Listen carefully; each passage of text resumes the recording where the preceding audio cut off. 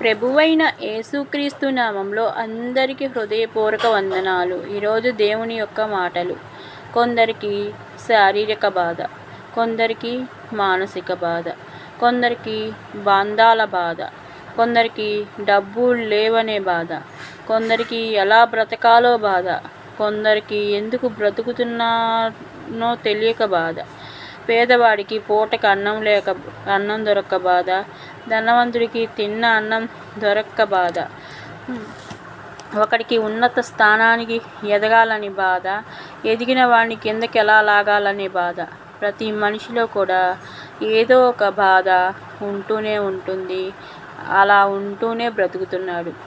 బాధలను తట్టుకొని నిలబడ్డ వాళ్ళే మనిషిగా బ్రతుకుతున్నారు.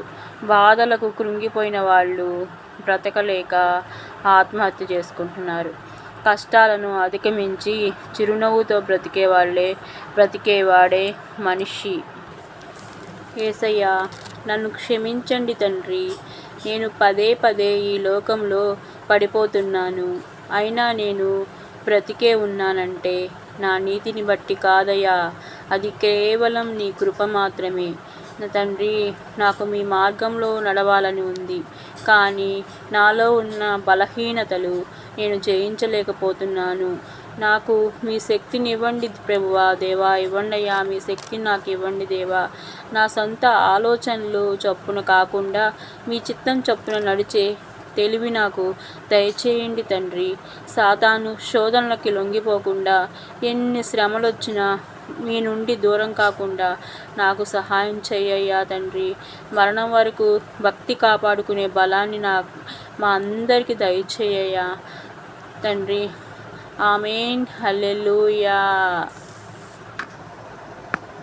నా పాపముల కొరకు, నా శాపముల కొరకు బలి అయిన నా యేసయ్యా, ఇలలోన విలువైన ఘనమైన నీ ప్రేమ ప్రకటింతును నేనయ్యా, ప్రకటింతును నేనయ్యా, ప్రకటించేదా యేసయ్యా. ఏమివ్వగలనయ్య నీ ప్రేమకు, ఏమివ్వగలనయ్య నిరుపేదను, ఏమివ్వగలనయ్య నీ ప్రేమకు, ఏమివ్వగలనయ్య నిరుపేదను. అందరికీ హృదయపూర్వక వందనాలు, శుభాలు, దైవస్సు.